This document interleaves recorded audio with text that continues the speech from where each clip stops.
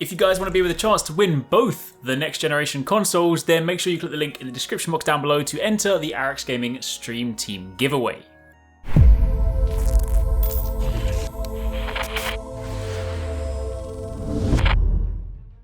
Yo, what's going on guys? Arekkz here. Welcome back to another video for Monster Hunter Rise, your weekly update of the fun little stuff that goes on social media from the official Monster Hunter Rise account. And this week we got a tease for a new monster, we got to see a fun little sort of giant wire bug clip, and we got a little name for this skunk-like monster with a rather unique behavior. So as always, let's go over the most important things. If you guys do enjoy this, then a like would be super appreciated, and be sure to keep it locked for plenty more on the Rise front. I'm honestly really hoping we might get something next week because the Game Awards is there, and there's supposed to be like a lot of stuff happening. You know, there's rumors of like a new Zelda trailer, a trailer for Elden Ring, and there could also be a Rise trailer. I'm keeping my fingers crossed because it would be a great way to round out the year.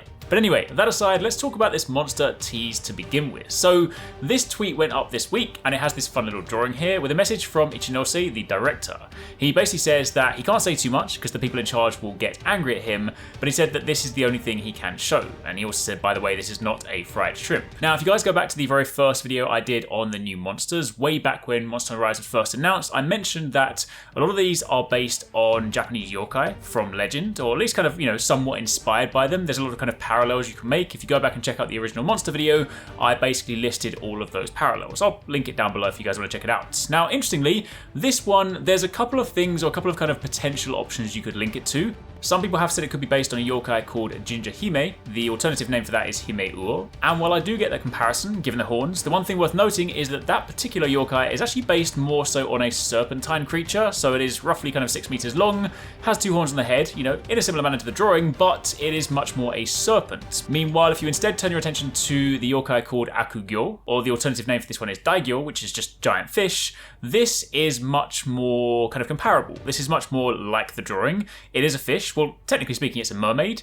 To kind of quote the sort of description for this legend, these are an enormous species of mermaid found in the waters surrounding Japan. Their head and their arms resemble those of a human woman, but the rest of their body is fish-like. They are covered in gold and silver scales, and they have 2 white horns on their head, and they can spit fire from their mouths. Behavior-wise, they spend a lot of time beneath the seas, and there's little known about their natural behavior. Now, obviously, neither of these really kind of give us too much to go on, but if it was based on Akugyo, then you could well potentially think this might be a fish with the ability to breathe fire, which could be quite interesting. Keep in mind, there is no water combat returning in Rise, so this would probably end up being one of those land-based ones. I honestly hope it doesn't end up being like another Plesioth, Lavasioth, those kind of style monsters, because I'm not gonna lie, I hate fighting those things. I do hope they do something slightly more inventive with it, and given they are trying to sort of be pretty creative in Rise, I, you know, have faith that they're gonna kind of spin something up pretty awesome. But either way, when you factor in that you can kind of typically draw parallels between some of these legends, then this might well give us some insight into what this monster could be.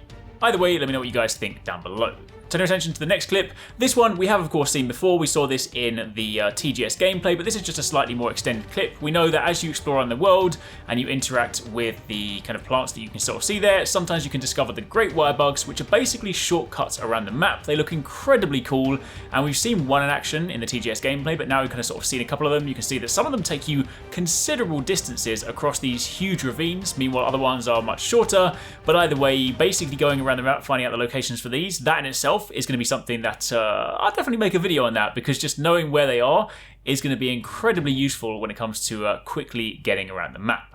And then finally, we got a little name check and some information on the Stink Mink, which is this character here. We saw this in one of the trailers running around the hunter's face, but we now know the way that it behaves. Keep in mind that as you explore the world, you can collect some of the endemic life, not just in a way like World where you collect it and put it in your house. Some of them you can pick them up and use them as consumable items. So it does kind of add value and sort of, you know, reason to basically go around the world and sort of explore, looking in the bushes and just trying to sort of find things, because some of them will actually be useful items. And this one, the Stink Mink, is basically like the Challenger Mantle. You use it and it releases this pheromone, which will then draw the monster towards you, and it will basically make it chase you. So if you wanted to lure it into a trap, stop it from fleeing, or just kind of make it change area, then this is the item to use. So there you have it. That's a little rundown on the stuff that we got this week. But again, as always, be sure to keep it locked for all the latest on Monster Hunter Rise. Thanks so much for watching, guys. I hope you enjoyed that video. Don't forget, if you haven't already done so, you can join the Arekkz Gaming Discord. We've got an awesome community over there with so many different channels for you to chat loads of different topics and different games. I'm in there, the team's in there if you guys want to chat with us, find people to play with. It's just in general a great place to be. And of course, if you enjoyed this video, don't forget to turn on those notifications so you don't miss any of our future uploads.